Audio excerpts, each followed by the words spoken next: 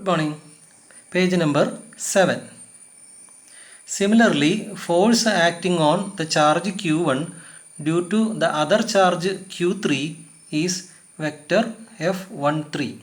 എന്ന് വെച്ചാൽ force acting on 1 കാരണക്കാരനാരാണ് രണ്ടാമത്തെ ചാർജായ q3. ആ ഫോഴ്സിനെ നമുക്ക് ഇങ്ങനെ എഴുതാം.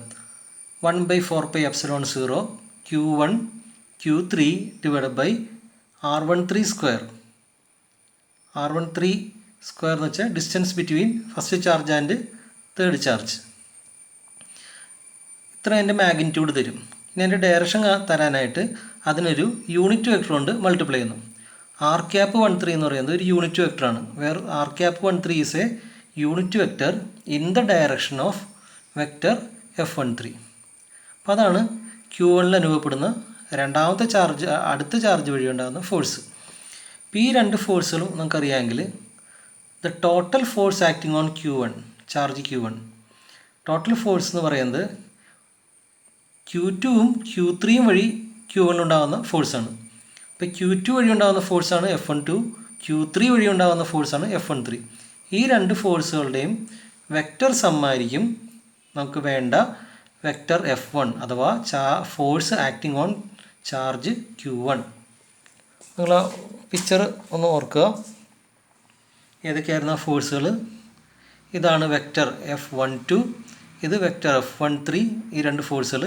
ഇത് നമുക്ക് പാരലലോഗ്രാം ലോ വഴി നമുക്ക് ആഡ് ചെയ്താൽ നമുക്ക് ഇതിൻ്റെ റിസൾട്ട് വെക്റ്റർ അഥവാ റിസൾട്ടൻ്റ് ഫോഴ്സ് കിട്ടും. അതാണ് വെക്റ്റർ f1. ആ വെക്റ്റർ f1 കണ്ടുപിടിക്കാനുള്ള ഇക്വേഷനാണ് നമുക്കിവിടെ കിട്ടിയിരിക്കുന്നത്. ഇത് നമുക്ക് പാരലലോഗ്രാം ലോ വഴി ആഡ് ചെയ്യാവുന്നതാണ്. ഇനി 14ാമത്തെ question. What is electric field? What is its equation? What is its unit? Electric field എന്താണ്? അതിനെക്കുറിച്ചുള്ള പഠനമാണ്. The idea of electric field was introduced by Michael Faraday. Michael Faraday ആണ് ഇലക്ട്രിക് ഫീൽഡ് എന്നൊരു ആശയം നമ്മളിൽ കൊണ്ടുവന്നത്. എന്താണ് electric field? What is electric field എന്ന് ചോദിച്ചു കഴിഞ്ഞാൽ ഈ ഡെഫിനിഷനാണ് എഴുതേണ്ടി വരിക. ആ ഡെഫിനിഷൻ ഒന്ന് വായിക്കാം, ശ്രദ്ധിക്കാം. The intensity or strength of electric field. ഈ ചാപ്റ്ററിൽ intensity of electric field, strength of electric field അല്ലെങ്കിൽ വെറുതെ ഇലക്ട്രിക് ഫീൽഡ് എന്നൊക്കെ പറഞ്ഞാൽ സെയിം ആണ്. The intensity or strength of electric field at any point is the electric force per unit positive charge placed at that point. ഇതാണ് എന്താണ് electric field എന്ന് പറയുന്ന definition. Electric field it is A vector. ഇതൊരു vector ക്വാണ്ടിറ്റിയും കൂടിയാണ്. മാഗ്നിറ്റ്യൂഡും ഡയറക്ഷനും ഉള്ള ഒരു ക്വാണ്ടിറ്റിയാണ് electric field എന്ന് പറയുന്നത്. അതിനെ വെക്റ്റർ ഇ എന്ന ലെറ്റർ കൊണ്ടാണ് റെപ്രസെൻ്റ് ചെയ്യുന്നത്. ഇനി എന്താണ് ഇതിൻ്റെ ഉദ്ദേശിക്കുന്നതെന്ന് നോക്കാം. Electric field at A point എന്നുകൊണ്ട് ഉദ്ദേശിക്കുന്നതാണ്. അതിനുവേണ്ടി നമുക്ക് ഒരു പോയിൻ്റ് ചാർജ് ഉണ്ടെന്ന് നോക്കാം, ഒരു പോസിറ്റീവ് ചാർജ് ഇവിടെ ഉണ്ടെന്ന് നോക്കാം. അതുവഴി അതിൽ നിന്നുള്ള ഇലക്ട്രിക് ലൈൻസ് ഇങ്ങനെ പല ഡയറക്ഷനിലേക്കായിട്ട് ഇങ്ങനെ പോകുന്നുണ്ട്. അപ്പോൾ നമുക്ക് ഇത്രയും ഭാഗമുള്ളൊരു റീജിയൻ നമുക്ക് നോക്കാം. അപ്പോൾ അതിനകത്ത് തന്നെയുള്ളൊരു പോയിൻ്റാണ്. നമുക്കതിനെ പോയിൻറ്റിനെ പി എന്ന ലെറ്റർ കൊണ്ട് വിളിക്കാം. ഇപ്പോൾ ഇവിടുത്തെ ഇലക്ട്രിക് ഫീൽഡ് കാണാനായിട്ട് ഡെഫിനിഷൻ പറയുന്നത് ഇവിടെ ഒരു 1 കുളം ചാർജ് പ്ലസ് 1 കുളം ചാർജ് പ്ലേസ് ചെയ്യണം. ഒരു ചെറിയൊരു ഓബ്ജക്റ്റിൽ 1 കുളം ചാർജ് ഫില്ല് ചെയ്യുക, അതായത് ഇതിൽ നിന്ന് ധാരാളം ഇലക്ട്രോൺസ് എടുത്ത് മാറ്റണം. അപ്പോൾ അങ്ങനെ ആ ഒരു 1 കുളം ചാർജ് വരെ എത്തിക്കുക. അപ്പോൾ അങ്ങനെ എത്തുമ്പോൾ ഈ പോസിറ്റീവ് ചാർജ് റിപ്പൽ ചെയ്യില്ലേ? അപ്പോൾ ആ റിപ്പൽ ചെയ്യുന്നത് ഈ ഒരു ഡയറക്ഷനിലായിരിക്കും റിപ്പൽ ചെയ്യുന്നത്. ഒരു കറക്റ്റായിട്ട് പറയുകയാണെങ്കിൽ ഒരു ലൈൻ ജോയിൻ ചെയ്താൽ അതിൻ്റെ ഡയറക്ഷനിലായിരിക്കും അതിനെ റിപ്പൽ ചെയ്യുന്ന ഫോഴ്സ്. ആ ഫോഴ്സ് തന്നെയാണ് എന്ത് ഈ പി എന്ന പോയിൻറ്റിലെ ഇലക്ട്രിക് ഫീൽഡ് എന്നാണ് ഡെഫിനേഷൻ. അപ്പോൾ എന്താ പറയുന്നത്? Electric field at A point is A force. അതെന്ന് പറയുന്നത് ഒരു ഫോഴ്സാണ്. അപ്പോൾ ഫോഴ്സിൻ്റെ അതേ ദിശ തന്നെയായിരിക്കും ഇലക്ട്രിക് ഫീൽഡിൻ്റെയും ദിശ. It is A force acting on 1 കുളം ചാർജ്. നമ്മൾ 1 കുളം ചാർജ് അവിടെ വെച്ചു എന്ന് സങ്കല്പിക്കുക. എങ്കിൽ അതിൽ അനുഭവപ്പെടുന്ന ഫോഴ്സിൻ്റെ മാഗ്നിറ്റ്യൂഡ് എന്താണോ അത് തന്നെയായിരിക്കും ഇലക്ട്രിക് ഫീൽഡിൻ്റെ മാഗ്നിറ്റ്യൂഡ്. ഫോർ എക്സാമ്പിൾ ഇവിടെ ഒരു 2 ന്യൂട്ടൺ ഫോഴ്സ് അനുഭവപ്പെട്ടു എന്ന് വിചാരിക്കുക. അപ്പോൾ ഇലക്ട്രിക് ഫീൽഡ് എന്തായിരിക്കും? 2 എന്ന ന്യൂമറിക്കൽ പാർട്ട് എടുക്കും. Electric field unit newton per coulomb എന്നാണ്. 2 ആയിരിക്കും, 2 ന്യൂട്ടൺ പെർ കൂളം ആയിരിക്കും അവിടുത്തെ ഇലക്ട്രിക് ഫീൽഡിൻ്റെ വാല്യൂ. അപ്പോൾ നമുക്ക് സംശയം ഉണ്ടാകും, ഈ ഇലക്ട്രിക് ഫീൽഡ് ഒരു നെഗറ്റീവ് ചാർജ് വഴിയാണ് ഈ പ്രദേശങ്ങളിൽ ഉണ്ടായിരുന്നെങ്കിലോ? അപ്പോൾ അതിൻ്റെ ദിശ മാറുന്നേ ഉള്ളൂ. ഇലക്ട്രിക് ഫീൽഡ് ദിശ ഈ ഓപ്പോസിറ്റ് ഡയറക്ഷനിൽ അഥവാ ടുവേഴ്സ് നെഗറ്റീവ് ചാർജ് ആയിരിക്കും ഉണ്ടാക്കുക. എന്തായാലും ഡെഫിനിഷൻ പ്രകാരം പോസിറ്റീവ് 1 കുളം ചാർജാണ് പ്ലേസ് ചെയ്യേണ്ടത്. Let a vector E is the electric field intensity at a point when a positive test charge Q is placed at that point. Let F is the force acting on the charge Q. Then the electric field equation is E equal to vector F by Q. Electric ഫീൽഡിൻ്റെ ഒരു equation ആണ് നമ്മൾ കൊണ്ടുവരുന്നത്. അപ്പോൾ അതെന്താ വന്ന് നോക്കാം. നമ്മൾ ഈ പറഞ്ഞ പ്രദേശത്ത് മാറ്റി വരയ്ക്കുകയാണ്.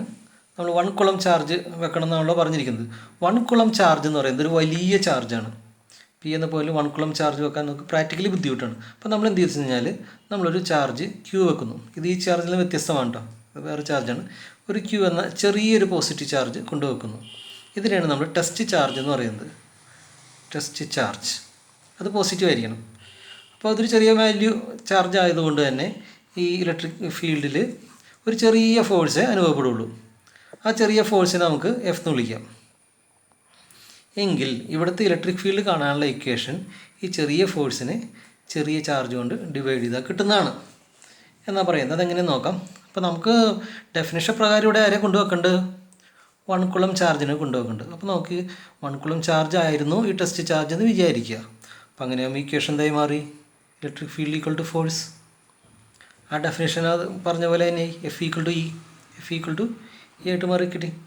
അപ്പോൾ എന്തിനാണ് നമ്മൾ ടെസ്റ്റ് ചാർജിനെ കൊണ്ടുവെക്കുന്നത്? ഹാൻഡിൽ ചെയ്യാനുള്ള എളുപ്പത്തിന് വേണ്ടി ഒരു ചെറിയ ചാർജിനെ കൊണ്ടുവെക്കും. അപ്പോൾ അനുഭവപ്പെടുന്ന ആ ഫോഴ്സിനെ ആ ചാർജ് വാല്യൂ കൊണ്ട് ഡിവൈഡ് ചെയ്യും. അപ്പോൾ നമുക്ക് ഇലക്ട്രിക് ഫീൽഡ് കിട്ടും. അപ്പോൾ അങ്ങനെ ഈ ഇക്വേഷനിൽ നിന്ന് നമുക്ക് ഇതിൻ്റെ യൂണിറ്റ് കണ്ടുപിടിക്കാം. ഫോഴ്സിൻ്റെ യൂണിറ്റാണ് ന്യൂട്ടൺ. അതുപോലെ ചാർജിൻ്റെ യൂണിറ്റ് എന്താണ്? ചാർജിൻ്റെ യൂണിറ്റാണ് കൂളം. അങ്ങനെ ന്യൂട്ടൺ പെർ കൂളം എന്നാണ് ഇലക്ട്രിക് ഫീൽഡിൻ്റെ ഇക്വേഷൻ വരിക. ഇതുകൂടാതെ ന്യൂട്ടൺ പെർ കൂളം അല്ലാതെ മറ്റൊരു യൂണിറ്റും കൂടി ഇലക്ട്രിക് ഫീൽഡ് ഈക്കുണ്ട്. അതാണ് വോൾട്ട് പെർ മീറ്റർ. അതിന് വി ബാർ എന്നും എഴുതാം. അതെങ്ങനെയാണ് വരുന്നതെന്ന് പിന്നീടൊരു അവസരത്തിൽ അത് പറയാം. ഇനി അടുത്തതായിട്ട് 15ാമത്തെ question. What is a dimensional formula of electric field? Electric ഫീൽഡിൻ്റെ ഇക്വേഷൻ നമുക്കറിയാം, ഫോഴ്സ് ബൈ ചാർജ്. അതിൽ നിന്ന് നമുക്ക് അതിൻ്റെ ഡയമെൻഷണൽ ഫോർമുല കണ്ടുപിടിക്കാം. ഫോഴ്സ് എന്ന് പറയുന്നത് മാസ് ഇൻറ്റു ആക്സലറേഷൻ ആണല്ലോ. So this is mass m⁻⁴. Acceleration is l⁻⁴ t⁻². അപ്പോൾ ഇതാണ് ന്യൂമറേറ്ററാണ് ഫോഴ്സ്. ഇനി ഡിനോമിനേറ്ററിൽ നോക്കാം. അത് ചാർജിന് പകരം ഐ ടി എന്ന് എഴുതിയിരിക്കുന്നു. I means current, T means time. അപ്പോൾ അതെങ്ങനെയാണ്? ഇലക്ട്രിക് കറൻറ്റ് ഒരു കണ്ടക്ടറിൽ കൂടി പാസ് ചെയ്യുമ്പോൾ ഇലക്ട്രിക് കറൻറ്റ് നമുക്ക് ഇങ്ങനെ ഇക്വേഷൻ എഴുതാം. ക്യൂ എമൗണ്ട് ചാർജ് ടി ടൈമിൽ പാസ് ചെയ്താൽ. എങ്ങനെയാണ്? ക്യൂ എമൗണ്ട് ചാർജ് ഒരു വയറിലൂടെ ടി ടൈം കൊണ്ട് പാസ് ചെയ്താൽ അതിലൂടെയുള്ള വൈദ്യുത പ്രവാഹ തീവ്രത അഥവാ ഇൻറ്റൻസിറ്റി ഓഫ് ഇലക്ട്രിക് കറൻറ്റാണ് ക്യൂ ബൈ ടി. അതിൽ നിന്ന് നമുക്ക് ക്യൂവിന് പകരം എന്തെഴുതാം? ഐ ടി എന്ന് എഴുതാമല്ലോ. Q equal to I T എന്ന് എഴുതാവുന്നതാണ്. അതാണ് ഇവിടെ ഐ ടി എന്ന് എഴുതിയിരിക്കുന്നത്. അപ്പോൾ ഇവിടെ m⁻⁴ l⁻⁴ ഈ ടിയുടെ ന്യൂമറേറ്ററിലോട്ട് പോകുമ്പോൾ t⁻³ ഐ എന്നതും ഒരു ലെറ്ററായിട്ട് നമുക്ക് എടുക്കാം. കറണ്ടിനെ കാണിക്കുന്ന i⁻, ഡിനോമിനേറ്ററിൽ നിന്ന് ന്യൂമറിലോട്ട് പോകുമ്പോൾ i⁻⁻⁻. ഇതായിരിക്കും ഇലക്ട്രിക് ഫീൽഡിൻ്റെ ഡയമെൻഷണൽ ഫോർമുല. ഓക്കെ.